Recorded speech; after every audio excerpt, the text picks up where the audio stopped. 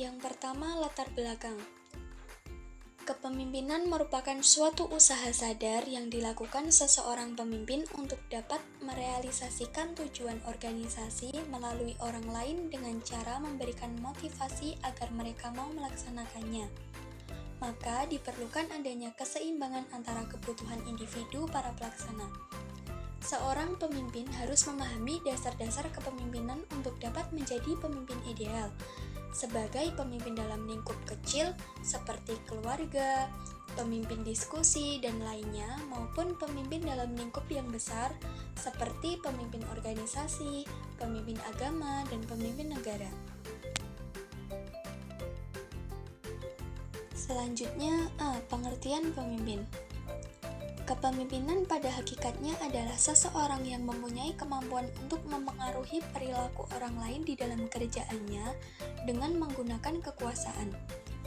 Kekuasaan adalah kemampuan untuk mengarahkan dan mempengaruhi bawahan sehubungan dengan tugas-tugas yang harus dilaksanakan. Menurut Stone, semakin banyak jumlah sumber kekuasaan yang tersedia bagi pemimpin, akan semakin besar potensi kepemimpinan yang efektif. Jenis pemimpin ini bermacam-macam.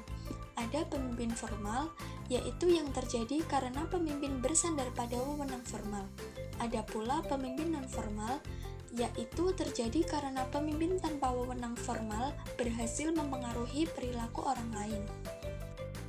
Banyaknya konsep definisi kepemimpinan yang berbeda, hampir sebanyak jumlah orang yang telah berusaha untuk mendefinisikannya. Untuk lebih mempermudah pemahaman kita, maka akan diambil satu definisi yang kiranya mampu menjadi landasan untuk membahas konsep kepemimpinan itu sendiri. Kepemimpinan adalah sebuah hubungan yang saling mempengaruhi di antara pemimpin dan pengikut bawahan yang menginginkan perubahan nyata yang mencerminkan tujuan bersamanya.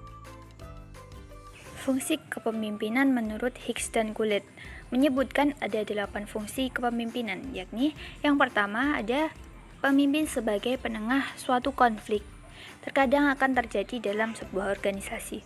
Yang kedua, pemimpin sebagai penganjur. Seorang pemimpin harus selalu menjadi sosok terdepan dalam organisasinya dan menjadi perintis dalam upaya-upaya yang dilakukan organisasinya untuk membuat organisasi tersebut bisa lebih baik lagi. Yang ketiga, pemimpin sebagai pemenuhan tujuan. Pemimpin harus menjadi seorang yang berusaha keras dalam usaha pencapaian atau pemenuhan tujuan kelompok. Yang keempat, pemimpin sebagai katalisator. Seorang pemimpin harus mampu menjadi seseorang yang membawa perubahan dan harus selalu fokus untuk memulai suatu perubahan tanpa menunggu orang lain membuat perubahan. Yang kelima, pemimpin sebagai pemberi jaminan. Seorang pemimpin harus dapat memberikan jaminan tentang aktivitas organisasinya kepada anggotanya maupun pihak di luar organisasi. Yang keenam, pemimpin sebagai perwakilan. Seorang pemimpin harus menjadi representasi organisasi kepada pihak luar. Yang ketujuh, pemimpin sebagai pembakar semangat. Seorang pemimpin harus mampu meningkatkan motivasi dan semangat anggota organisasinya untuk dapat bekerja lebih baik lagi demi kepentingan dan kemajuan organisasi. Yang terakhir, yang kedelapan, pemimpin sebagai pemberi pujian.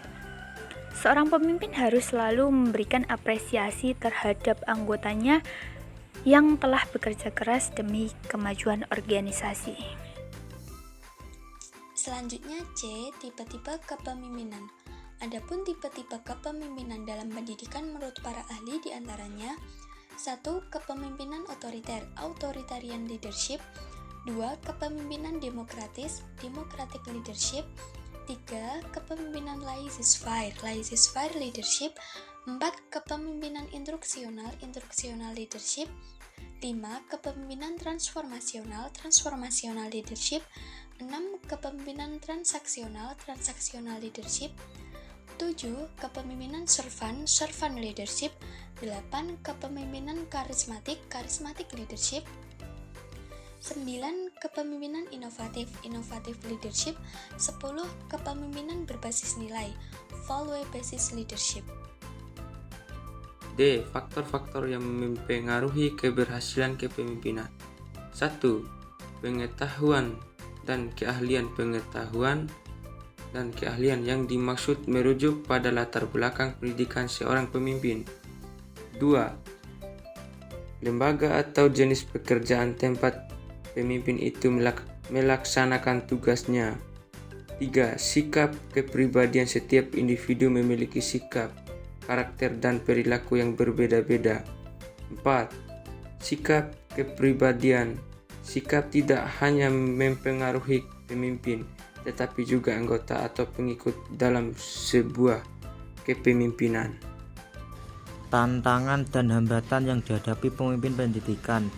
Berikut adalah beberapa tantangan dan hambatan yang umum dihadapi oleh pemimpin pendidikan menurut para ahli. 1. Kompleksitas tugas kepemimpinan, Silipane 2006. Yang kedua, ketidakpastian dan perubahan yang cepat. Yang ketiga, penilaian kinerja yang kompleks. Yang keempat, tuntutan masyarakat dan pemangku kepentingan. Yang kelima, keterbatasan sumber daya. Yang keenam, perbedaan budaya dan etnis. Dan yang terakhir, tekanan waktu. Terakhir, kesimpulan. Kepemimpinan pendidikan dapat diartikan sebagai proses di mana seorang pemimpin mempengaruhi, menggerakkan, dan mengkoordinasikan individu-individu di dalam suatu organisasi atau lembaga pendidikan guna mencapai tujuan pendidikan yang telah ditetapkan. Tujuan tersebut dapat beragam, seperti meningkatkan kualitas pendidikan, mencapai keunggulan akademik, memajukan kesejahteraan siswa, atau mengembangkan lingkungan belajar yang inklusif.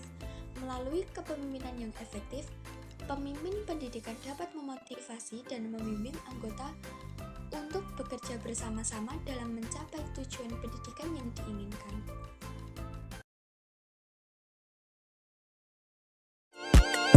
Thank you.